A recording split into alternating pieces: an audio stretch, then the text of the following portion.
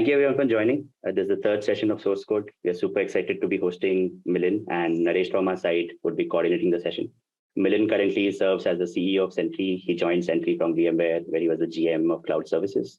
He and his team were responsible for the cloud strategy of the company and the transition to the SaaS model, and sort of launched many offerings in the public cloud along the journey.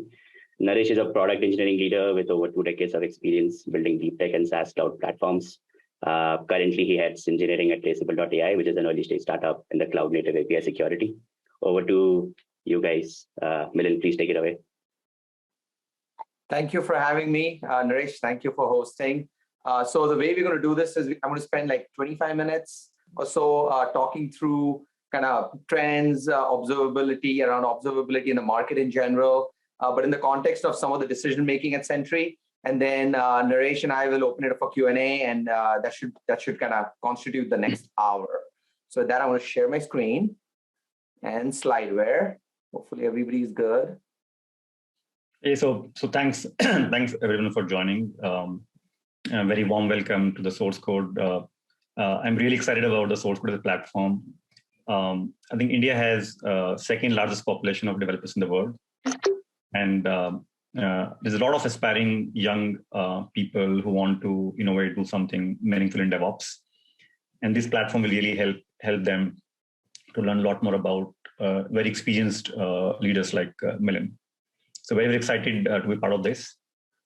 And Milin, thanks a lot for taking out the time. Let's get started, and we'll spend around 25 minutes in this. Milin will talk about the broad trends and the journey at Sentry, and then we'll come to Q&A. Awesome. Yeah, I mean, I couldn't agree more. Huge opportunity, lots of energy, and I see it every day. So pretty excited to what's going on kind of in kind of the scene in India as it relates to kind of technology startups and more.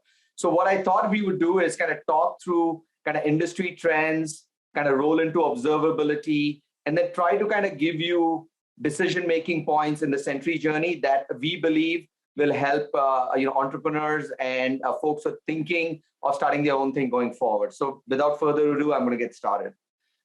So you probably see this everywhere, but the gist of it is, whichever way you think about it, we are increasingly being surrounded by a software-driven world, right? Every interaction from the streaming service to your doorbell to everything has like a software interaction. And when that doesn't work, life is hell. So this basically kind of summarizes the 10 ways to say software rules the world, or software is eating the world, or whichever the best new term for that is. But how did we kind of get here? So if you kind of take a step back, and this is super important because everything kind of happens as a kind of major wave. So if you look at 2000 to 2010, this is when infrastructure started moving in software. Companies like Veritas were moving storage into software, while companies like VMware were kind of pioneering compute virtualization. And then we started seeing the early trends of networking moving to software at the same time as an ecosystem, right? So as that happened in parallel, the past decade as a result of which has been about cloud and SaaS. Infrastructure has moved to software. It's become an API. As a result, when you spin up an application, you no longer worry about like auto scaling of the infrastructure. I need to go provision physical hardware. That is magic compared to where we were in 2000 when I used to code. I had like a machine sitting under my desk where I used to kind of compile stuff and test stuff, right? So cloud and SaaS over the past decade have transformed how we build applications. And I use cloud and SaaS because cloud is a way we kind of build and operate our apps, but SaaS is how we consume best of breed services in the market, right? Whether it's your favorite Kafka service, your favorite monitoring service, your favorite security service, it's now available, as an API, as an interface, versus kind of deploying it and trying to figure it out yourself. Now, what that has resulted in is where we are in this decade. And the bet that I made, and I believe this is kind of where we are for this decade, is this is the decade for data and developers. What I mean by this is because infrastructure is so normalized and because everything is moving, so accessible, developers are unhinged. They can actually build and iterate on software much, much faster, right? There are companies that are shipping front-end updates like 4 or 5 times a day. And you can always see with your mobile apps too, how many times you have software updates going on. So that's kind of one end, which are developers are unhinged. And on the data side, we're producing so much data, and the companies that figure out how to use that data effectively to make decisions are going to come ahead. But that also means that you need a way to harness the power of data, bring the data pipelines, being able to query the data. And so companies and, what I would say is there's a lot of opportunity in these two domains going forward. So for me personally, the bet I made was on the developer side with Sentry. So just giving you context on kind of how I got to Sentry 3 years back and how I kind of built my hypotheses on where the market is moving. While all of this is happening, in parallel, there were some key industry trends. What I mean by that is things that were happening in parallel were kind of the emergence of open source. Essentially, software like Sentry, like in observability, Grafana, like Prometheus, are essentially now standard bearers for the observability space. But if you look at infrastructure, you've got Kubernetes and other things kind of driving that space, right? So OSS became almost mainstream in how we build software. And when I use the word standardization, this is concepts like open telemetry that are trying to standardize collection from different kind of endpoints, or eBPF, which is starting to emerge as a way to kind of instrument the kernel for data and insights and enforcement going forward. And the last part is community.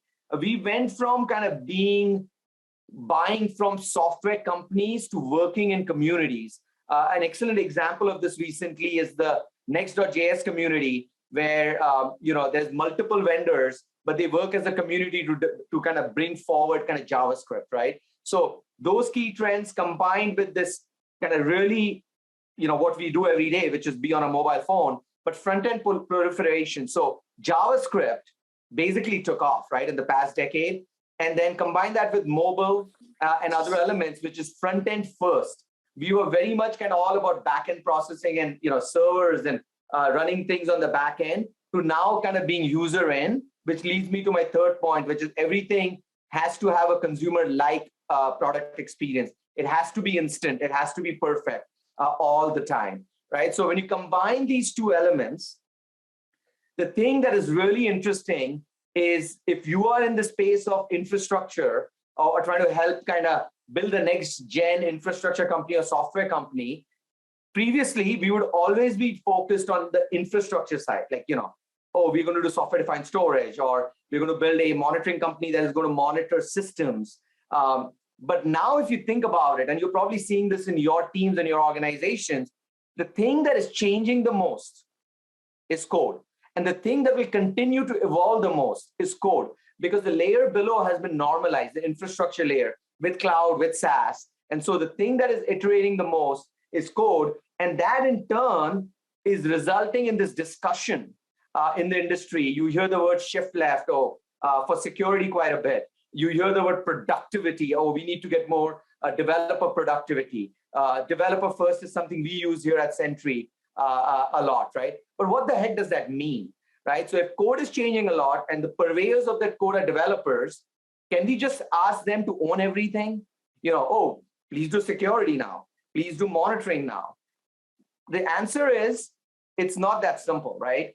2 reasons why. Number one, the number of developers in your company are 5 to 50 times more than the number of ops people and the number of security people. So the things you used to do for those personas will not naturally kind of automatically work for this other persona.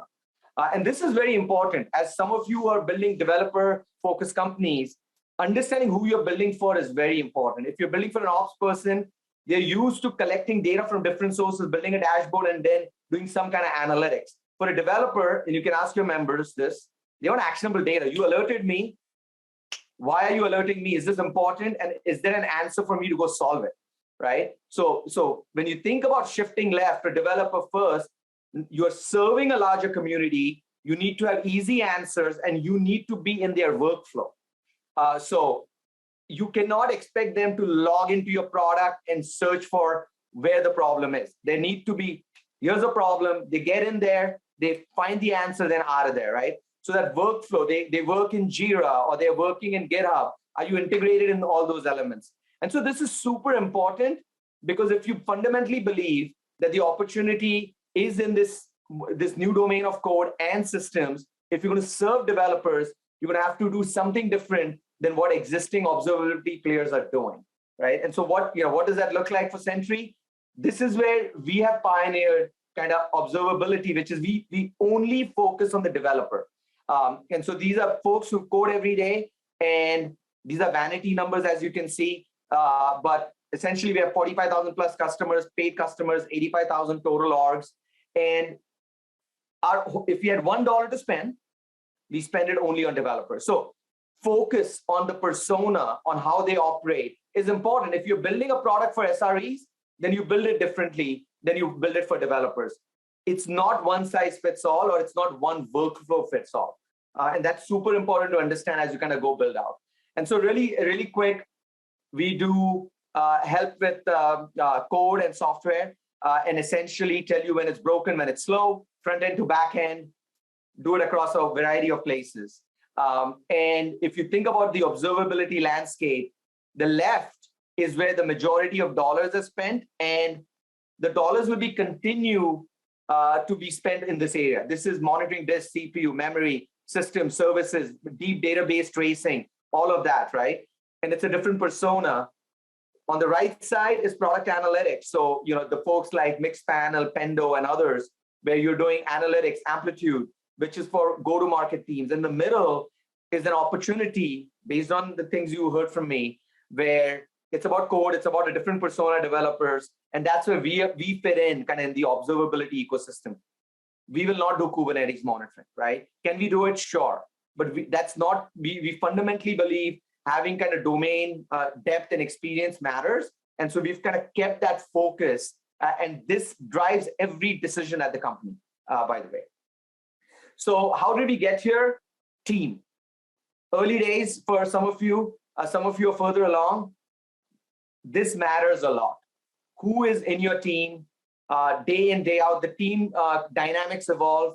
Trust, compatibility, collaboration really matters. And as leaders in your company, some of you are CEOs, I'm sure you will realize that this probably takes 70% of your time. A lot of people think, oh my God, you're a CEO, you get to do. It's about people. And so please be careful as you build out your team, who you have on your team. And if it takes time, it's okay. But bringing the right players is super important. Mission-driven people and people who you can align with towards that common goal. I know you hear this all the time, but this is super important to building any company. When you think about our journey, we are now, 7 years in? So we didn't get here luck by chance, right? So we started this company. There were other players in the error monitoring space, and a few decisions were made. We became the best initially at JavaScript. And we basically went all in to that thing which I told you, front end first, right? And that really helped us. And when we did that, we basically did things like, minifying. JavaScript is, when you look at the console, you can't understand it. We basically used source maps and made it into simple language, got down to the line of code. So depth matters, right? And so if you want to do something, make sure you're the best at it, because it may take time, but if you're the best at it, it will make a difference. The other bet we made is open source, and we'll touch upon this right at the end. And so the decision process around that. But the one big thing about our open source is a customer can pay us $0 and run all of the same functionality that they get in SaaS. So all they're getting with SaaS is not operating Sentry, which is a big deal in my opinion, but we've kind of kept everything is available if you want to run it on your own. There are different models, and we'll talk about that towards the end. Being best at something is also, if you're saying your code first, then you need to support a variety of languages. And as some of you all know, this is kind of one of the strengths we have, and I'll talk about this. We have a free dev tier. We'll talk about this in a later point. And we support all of front end, web, mobile, and native.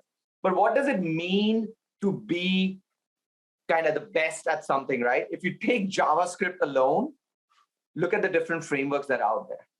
We support them equally. We are part of all these communities, and we uniquely do this in the market, right? So not only we have the depth, but we also have the breadth.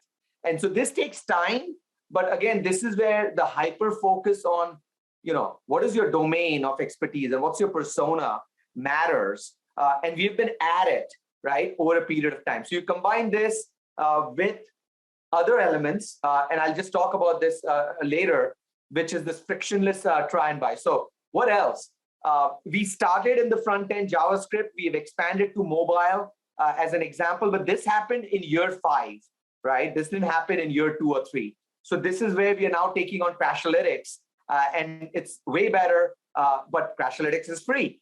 And still we are seeing kind of growth in our product because we again, matched it and exceeded it in terms of how we offer in the market. So in this economy and this kind of market that we are in, you win with product. There is no ways to it. People will say elegant go-to-market and messaging. It helps accelerate selling, but if you don't have the best product, you're going to struggle.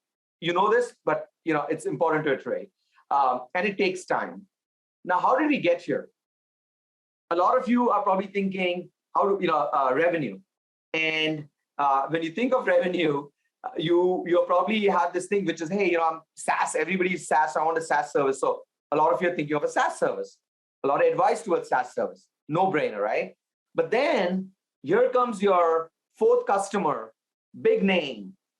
I want your service behind my firewall, on-prem, self-hosted, or a managed service behind my VPC. Do you do it? Do you not do it? Do you get distracted by it? If you do decide to do it, do you have the resources to do both? Will you, And so at Sentry, we picked a business model. We walked away from multiple 6-7 figure deals early on and said, we are doubling down on SaaS. We are going for all developers everywhere in the world. And that means we are going to have to be maniacal in our execution of building the best SaaS service, the most friction-free SaaS service going forward, right? And so this is where, again, those points that I made earlier start making sense, because if I divert my attention in doing on-prem and SaaS and then kind of serving a particular customer type versus all developers from all domains, it's a very different discussion point, a very different investment thesis in that, right? I would probably do more Java versus JavaScript as an example, if early on Sentry focused on kind of behind the customer firewall. So super important to get this right. We walked away from a large number of opportunities and have just focused on SaaS to this day. Some of you will get to a point where you've got your first million and now you're at your 10 million mark and you're thinking, hey, where do I go next? And this is very hard. And if you know this, even some of the biggest companies failed in their second acts. And so this is not about technology. It's not about picking a domain. It's a combination of things. It's, can I go in this market and be number 1? Or will I be number 2? If I'm going to be number 2, am I going to be comfortable because I'm number 1 in my primary market space? And so this is kind of an adjunct revenue stream and that I'm going to sell into my install base. Is my persona user the same? Or is it to a different persona now? So a simple example is early on when I joined and in the longevity of Sentry, people have said, oh, you could go to security, and security is a different persona. It's a separate go-to-market. And so we said, no, that's not, we could do it technology-wise, but it doesn't make sense, right? And so that's another thing for us. The bottoms-up motion is super important. So if we build product, it needs to be onboarding without humans, easy price point, all of the above, right? So just to give you kind of an example, we expanded in the area called performance. So we went into code performance. We kind of take a little bit of kind of what APM does, but for developers. So developer first, we made it frictionless. And so what did we do? We did performance. We focused on a persona that is developers. So if you're building a new API, you can turn us on in 5 minutes. Traditional APM takes a long time to instrument, back-end heavy, right? Still needed, but it's super kind of focused on that ops persona. No agents, tracing, which is a technology existed forever. We've kind of just simplified it, made it available to developers. We came in user end versus server out. Big difference, right? And so, yeah, we're leaving a part of the market away. We integrated it into our core business of errors. And then we essentially are in the process of launching something called dynamic sampling, where based on business rules, you can control what you store. So no, you can basically say, I'm about to release, sample 100% of the time, 48 hours later, sample down to 30%. Or, for my enterprise customers, 70% sampling. For my mid-market customers, 60%. And for my free customers, 10%, right? So you can do that dynamically. And as a result, you save money. So we kind of looked at the market, looked at a persona and made that decision. And so this is our second SKU, and it's been wildly successful for us.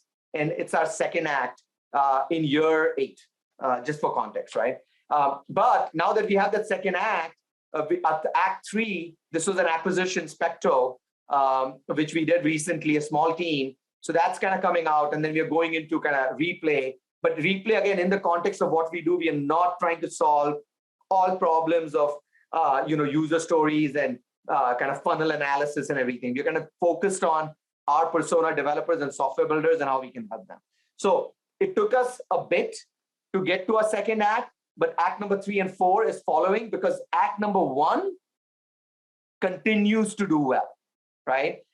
So that is super important. Don't think about act number 2 if act number 1 is not an automatic win for you. So hopefully that gives context. And I'm going to end with a few other things that come to mind. A lot of folks come to me and say, yeah, we build SaaS, including my early days at SaaS at my prior company. And I would say, okay, so can the user onboard on their own? No, humans are needed, or it takes a lot of time. Removing friction from accessing your value is probably the single biggest investment you need to figure out, right? Especially if you're serving developers, it's not about whether it's open source or not. It's about, is it easily accessible, right? And then is there a value where I can access some of it for free? And so even if you're not open source and you do these 2 things, there's a high likelihood that you can start your business off and then later on figure out if you want to open source the entire tech stack, right? When you talk about community engagement, a lot of times we are thinking, hey, we'll just publish you have to participate in the community. So I say action, not talk. And participation comes in different forms, not just you talking about yourself, but donating. If you're using open source software, like a different module from a different individual or a group of individuals, pay them, right? When you can afford to, pay them, right? Because they're not doing it for free. And so using things like GitHub sponsorships and other things are super relevant as you build a company and your brand.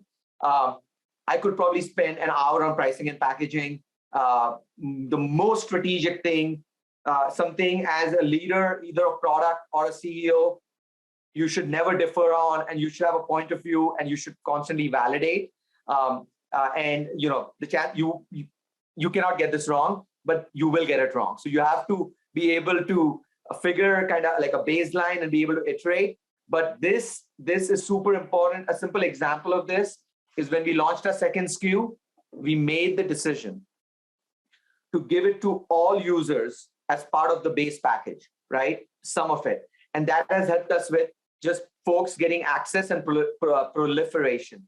When we asked external people, they came up with these complex strategies of per seat pricing and moving away from usage-based pricing and other things, right? And I'm like, we've got an install base already. I don't need to worry about it. So having that opinion mattered. And, I basically said no to all kind of external noise, along, of course, with our founders and other folks in the company. So pricing and packaging is an art, and I would spend a lot of time figuring that out and iterate over it. And then just a simple point, because this comes up, especially for y'all do have to start go-to-market internationally sooner than later. But to give you kind of, do I go US and EMEA and here? Just a simple example, I have 45,000 customers. We always had a engineering presence in Europe, but we hired our first sales rep in Europe this quarter. So you can get to our scale without necessarily expanding in geographies. That is not needed for a lot of SaaS-oriented companies or bottoms-up business models that exist in the market. So with that, I think I'm going to stop and stop sharing too. Hopefully this was useful. And I think we're going to go into the Q&A section with Naresh. Thanks, Milin. This was super interesting, very, very insightful. I think I love a few things. I'll just highlight a few things that I was listening from you, right? I think one, your sheer focus on friction, keeping the friction away. I think the single biggest problem in DevOps product is friction. Everybody's super busy. So to make it super easy for them to try out and see the value, the time to value should be under a few minutes, right? That's one. Two, I think I love the way you approach some of the decision making, like on-prem versus SaaS. It's a huge, like I've seen companies struggling with this for multiple years, but I think Sentry took a very, very clear call, and it was very, very methodical and logical, like that you are giving up some enterprise dollars, but to focus on global availability of the product, right, through SaaS, right? Third, I think community. I think the focus on building community early on, I think that really helped Sentry. Fourth,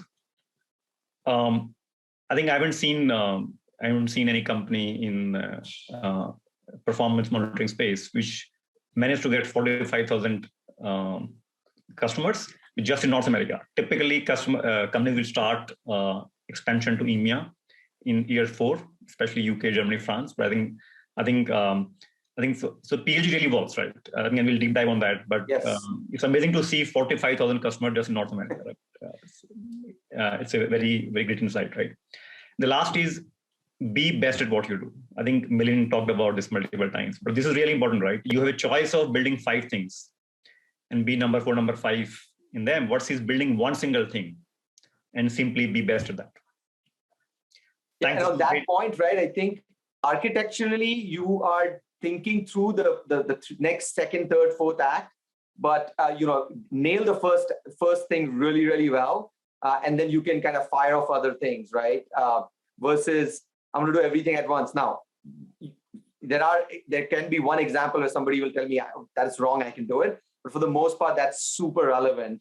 And to this day, by the way, this is every decision we make. Like somebody recently said, we want to build dashboards, and we have some dashboards, and we're like, no, developers don't really go into look at dashboards necessarily. If they had an option, they would just typically, if you give them an answer, they won't care about a dashboard. And so just kind of this is something to keep in mind, which is get that first act nailed, right? And then this is really important because there'll be so many forces which will urge you to try out 5 different things, because so much noise in the market, right? And prematurely you want to build a lot of new things, but I think it's very, very hard to focus on one single thing and be best at that, right? So it's equally important to figure out what you don't want to do in first couple of years, right? So now in the next 30 minutes, we'll go deeper into a few questions. I think some of that is already touched upon by Milin, but we'll go a little bit more deeper. So maybe we'd love to hear about what are some of the biggest trends you see, let's say next 3 to 4 years in observability. What are some of the white space you see in observability in the next couple of years? Yeah, because I think observability, it's by the way, it's like a marketing term, but at the end of the day, the same vendors are doing monitoring, and now they do observability, which is really interesting. I think the way I see it is, and this is kind of my thesis, and I see it in customers, is previously when you thought about kind of monitoring anything, it was because that thing was the most dynamic in your environment or was the most broken in your environment, right? So you wanted to monitor it, and infrastructure, as you remember back in the day, was the thing was most broken. So when you wanted to auto scale, as an example, your load balancer would not scale, or something would happen, or your storage would not scale. Those are all solved problems, and so I feel like core kind of infrastructure monitoring will continue to be a kind of great investment area, and you're seeing consolidation over there. So if you are thinking of starting a new thing and you're going to do a better way to do metrics or a better way or cheaper way to do it, it's interesting, but there's already 9 to 20 vendors who are trying that same storyboard right now, right? So I feel like there is kind of opportunity there, but I'm not completely sure how you're going to kind of continue to differentiate in the long term, because number one, it's cloud providers are providing it, it's more stable. So I think the game is going to be in the space of monitoring data. And what I mean by monitoring data, I'm kind of making it very broad, but it's everything from who has access to my data to the security patterns on it to everything. Data observability. I also believe code observability is the other part of it, which we are focused on. So a little biased view, as you can see. And then the third part, I do believe, is analytics. But again, there's a lot of mature companies over there. So if you're starting now, the question is, what makes you different? So I think the go forward opportunity is the persona, which are the builders, and the second persona, which is, I would say, data and security teams. And if you kind of do something in this space and the monitoring around this space, I feel there is new opportunity or new innovation to make happen over here. And this involves everything from some of the work y'all are doing at Traceable around DevSec pipelines and everything, right? So I feel like the developer focus, that's the bet I'm making.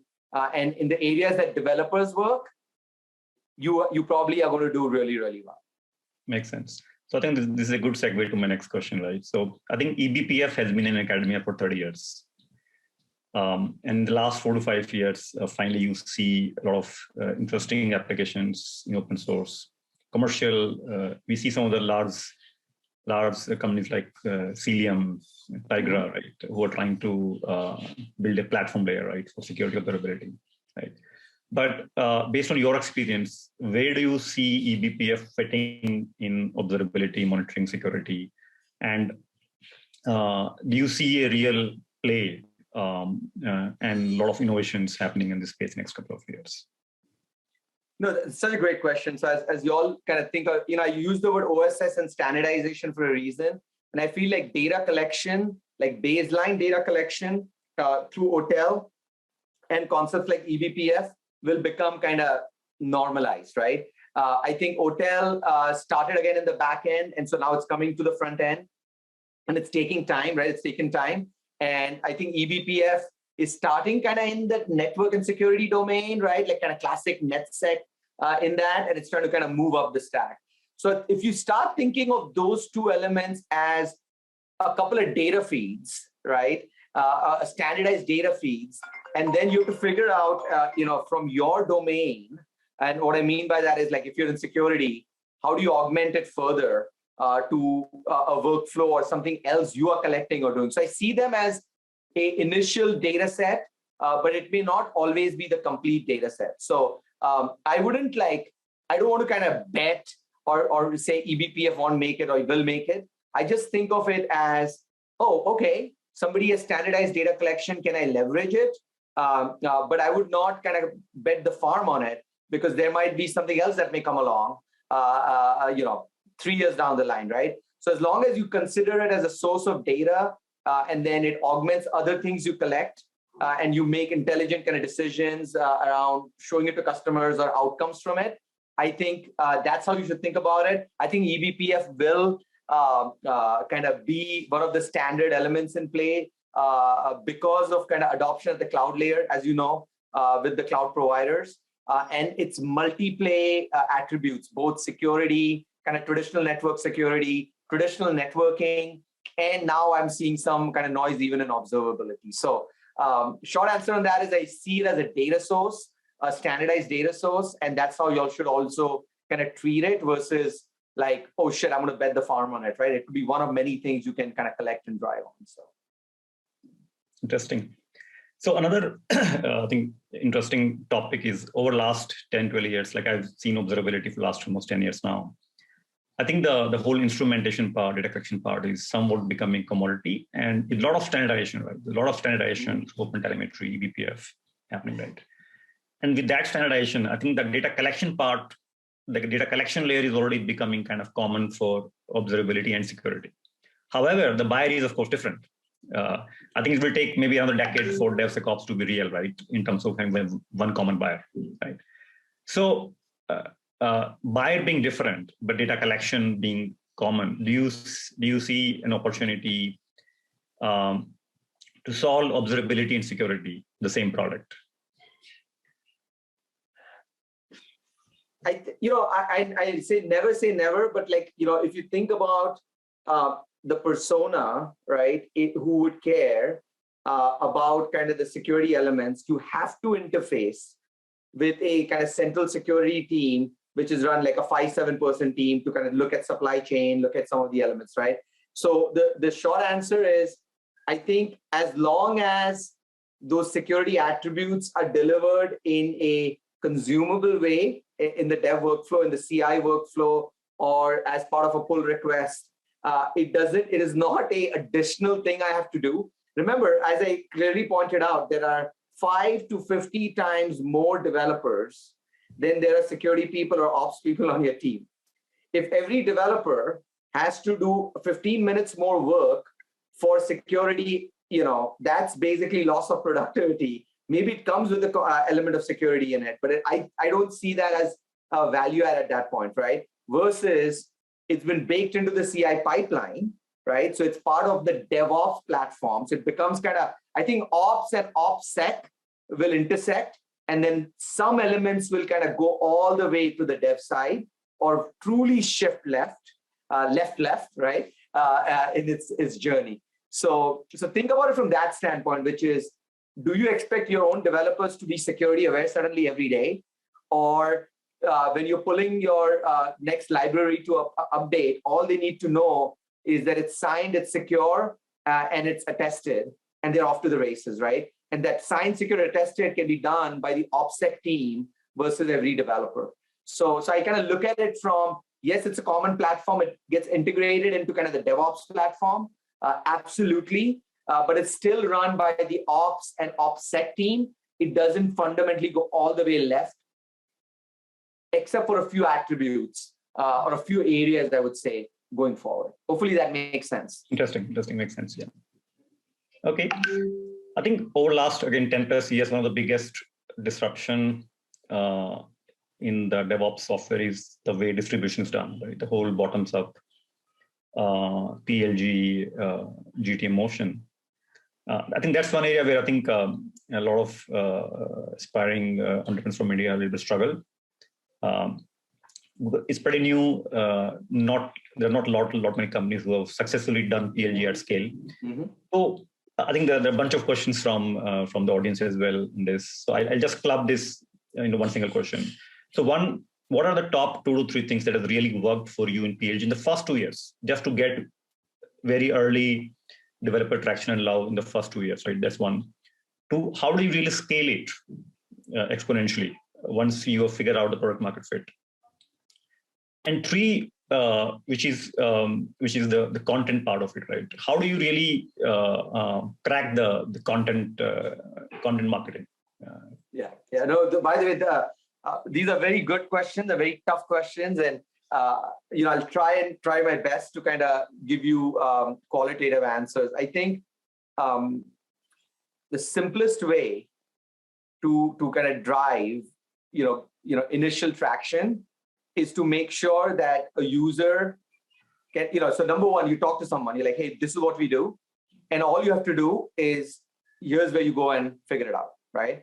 And so they come in, and there are 2 elements. They can come in, they log in. And so everything from now, fortunately now with, SAML and single sign-on, it's so much easier. They take their GitHub. If it's a developer, they take their GitHub login, they can log into your product. And, within 5 minutes, they are already kind of in their journey of getting value. So if you take, I'll give you a simple example. You take Sentry, you set up the DSN, you put the 4 lines of code, boom, the alert shows up, you're in business, right? And so you immediately see value. And there was no human interaction. Developers in a team can do it. If you can get to that, that is the magic, right? When people can try your product and get to value, there's nothing else. Like when everybody says PLG, this, PLG, that, it's literally like, can they access your product? As a result, they try it and then they get to value. And and Naresh, you said this really well, which is you reduce that friction and you deliver that value, it's game, set, match, right? Because at that point in time, the user could be from Timbuktu or from Antarctica. It doesn't matter, right? They can understand it. They don't need to interact with you. You're sleeping, It's India time, you're at night, you're sleeping, and the user in the US, and they can interact with it, right? And so that is really, really important. Accessibility and affordability are the two kind of biggest things if you think about as a new software company. What do you guys think? Can I pay for it? Is it free? Can I try it for a little bit, right? Or if I have to pay for it, is it cheap? Our base plan is $29 freaking, right? Like, I know, it seems like a lot, but $29 a month is nothing. $348 a year, 12,000 rupees. You know what I mean? Like, I think I did my math wrong. I think the dollar ratio is more, but you get my point, right? So accessibility and affordability become important. And so if you kind of focus in on that, that's number one, right? And then if you say you do something, go make it happen. That's number two, right? So if your job is error monitoring and you're best at JavaScript and freaking the first thing you do and it breaks and it doesn't work, you've lost everyone, right? So that's the element. Now, imagine 10 or 15 of these folks start using your service. The single biggest thing about Sentry is our developers tell other developers. And so the virality of this actually happens in PLG through users telling other users for the most part. And this is, by the way, to this day, the biggest source of kind of new signups. Of course, we do spend money on advertising and all that stuff, right? But user love, community love is where it all begins. So when that first user or the first 10 users use it and they share it with 10 other people, or you create a forum for them to share it, or you say, hey, here's, if you do it, we could maybe offer you a little bit of an incentive, right?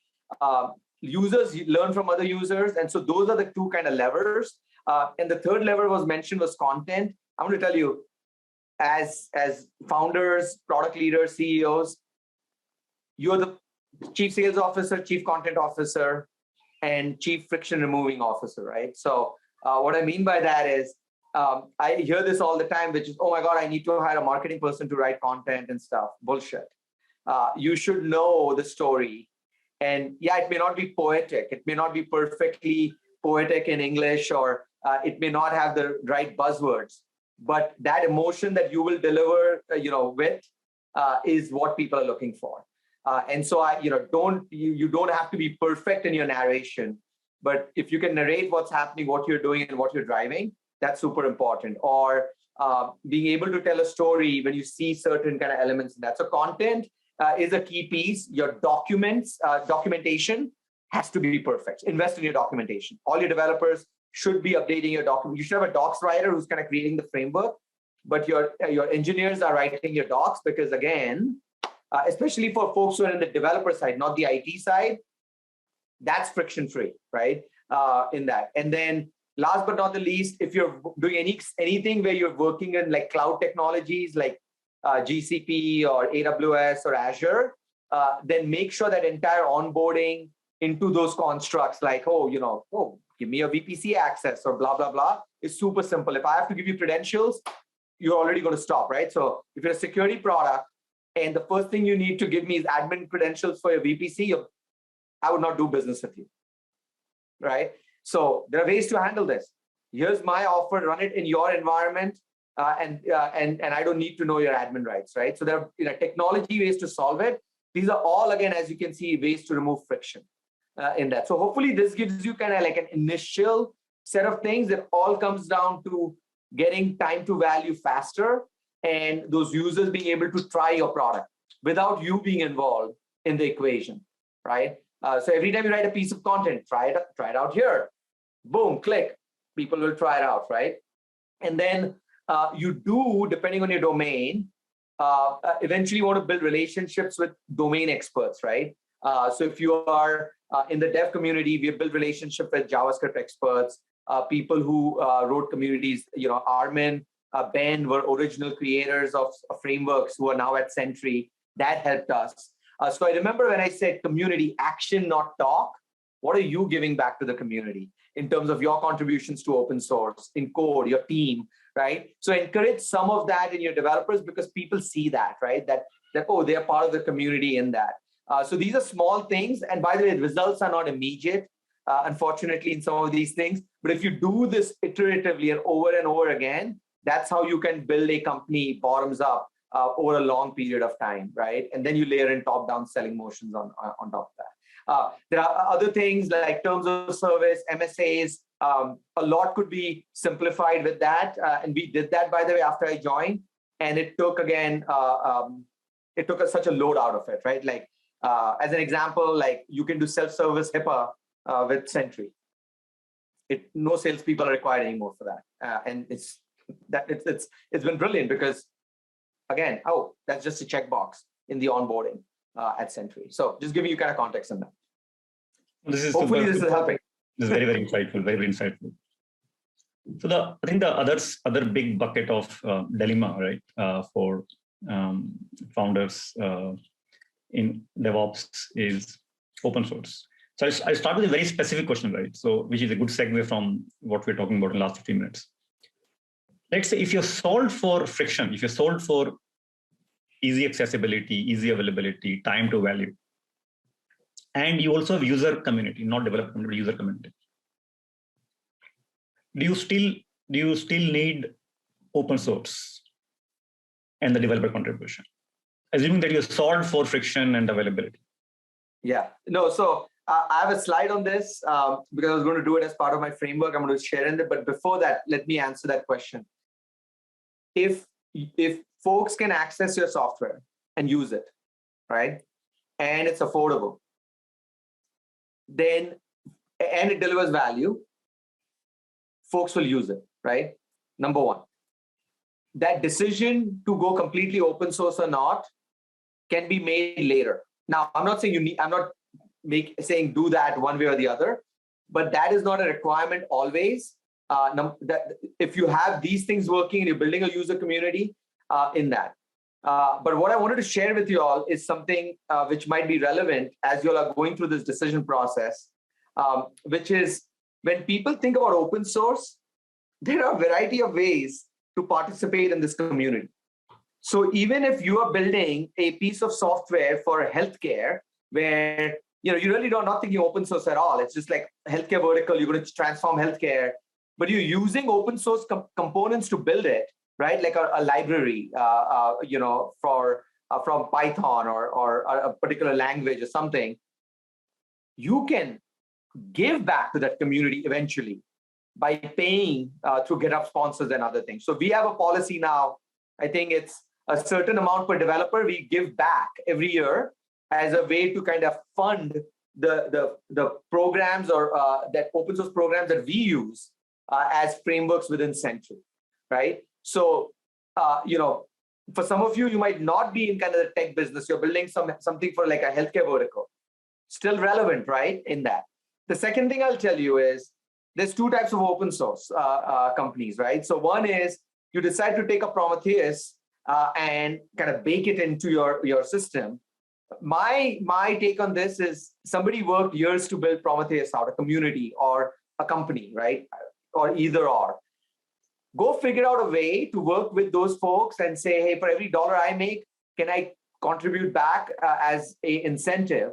Otherwise, what's going to start happening, as you're starting to see, is they may convert it to a BSL or something else, right? Why is that happening? Why are people kind of going from a completely open license to, oh, you cannot run it as a service? Because folks are taking other people's work, running and building a service and trying to make money. And I'm not just talking about the cloud players. There are public companies and other so-called open source companies that do this. Take other people's IP, package it, and sell it. And my point is, if you're going to do that, make sure that the original creators, why don't you sign up a licensing deal with that? This is my philosophy thing. But now let's come back to the models, right? You may just open source a module, like a core module that you think will be useful to everyone day to day, and it will also drive virality for you, right? And then you build around it. You can start, like a baseline of your product, right? Like, 80% of the product is open source, and then 20% is kind of closed source, my IP, which I'm going to deliver through SaaS. That's the kind of classic model. Or you can go the Sentry, which is all of the product is source available now for any customer. So you can choose these different models, and you can evolve from just a module to all of the product as you mature in the business in that. especially if you're building a net new offer in the market, right? But if you're taking an existing open source technology and you're kind of layering on top of it, be mindful of what you're doing and eventually figure out a way to contribute back to the original group, especially if it's a group which has their own company too. And so at that point, you're like literally screwing them, right, in the process. So that's just kind of more of a philosophical thing. If you decide not to do it, it's up to you. The last thing is, now this is very interesting, right? If you build the whole product or the whole module, you are the community. So at which point, this is the question is, what type of licensing model do you want to go after? A BSL, closed license, source available, or what it is? Or is it something that you and the community are building together or working on?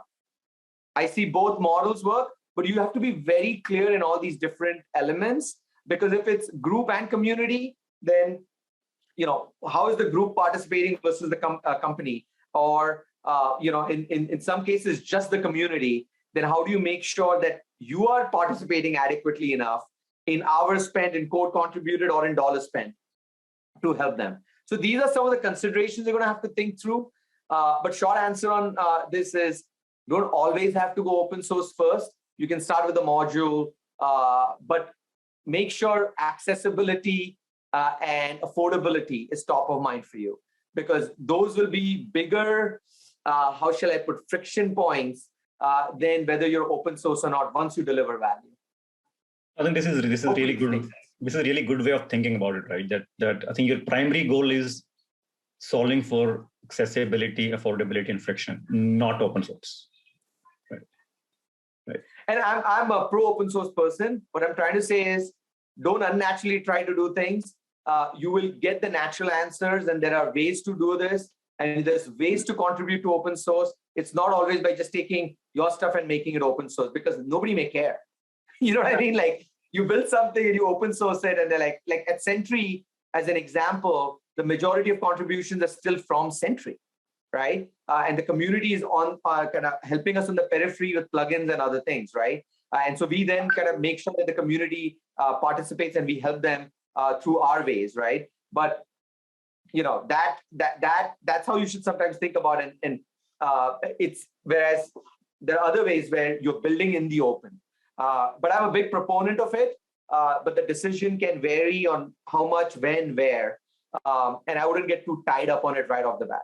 Makes sense. Yeah. So I think there were almost 6-7 different questions on open source from audience. I think you touched upon most of them. One question. I just thought, and if I did not answer, if you have more direct, like, dude, what are you saying? Or I don't, just ask, just clarify. Happy to clarify on it, right? Either today or later. So. Yeah. So I think one additional question that will be helpful, Milin, to get your thoughts on is, let's say if you decide for open source, but you to still solve for monetization. So how does the monetization interest and the open source community interest can coexist with the right balance? You'll be surprised actually that folks are willing to pay, right? But it takes time and it takes patience sometimes, right? So the simplest model is, you're open source, and then you have functionality in your SaaS service, which is differentiated, and then people come for the differentiated service on your SaaS service, right? So that's a true tried and tested model where the product is open source, the baseline, and then on top you build functionality. That's a proven model. The Sentry model has also worked, because think about your own teams right now, or think about the decisions you're making. Something is open source, and your team says, oh, we can run it. And they're spending hours running it, updating it, dealing with it. If it was affordable, I come back to the same thing. If it was affordable, it was $29 a month. Wouldn't you just say, just pay, you're funded well, you say, just pay $29 and just take the service, right? This is what we see.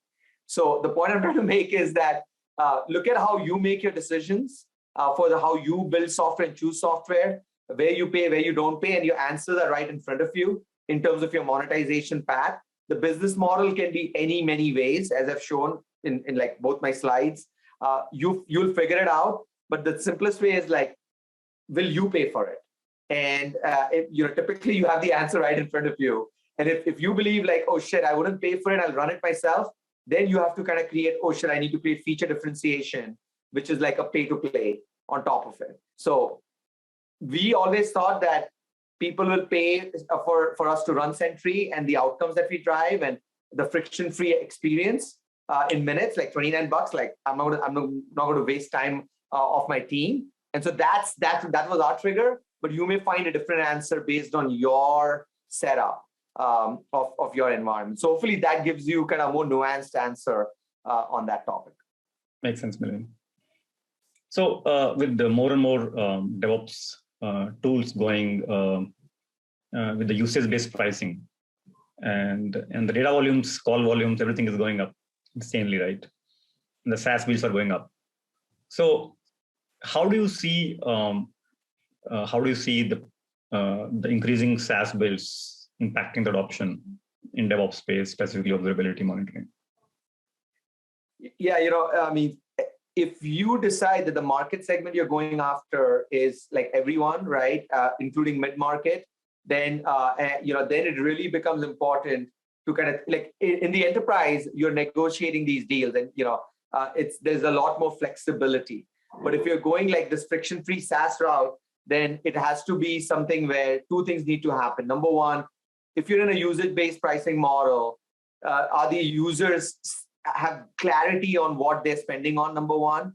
And then like in our case, you will hear this quite a bit sometimes, like, I'm sending all these errors and some of these are not relevant. Can I filter them out? So you have to offer ways for them to filter basic noise, or even though you could make more money out of it, like they can turn it on and they will reduce the spend on you. Why?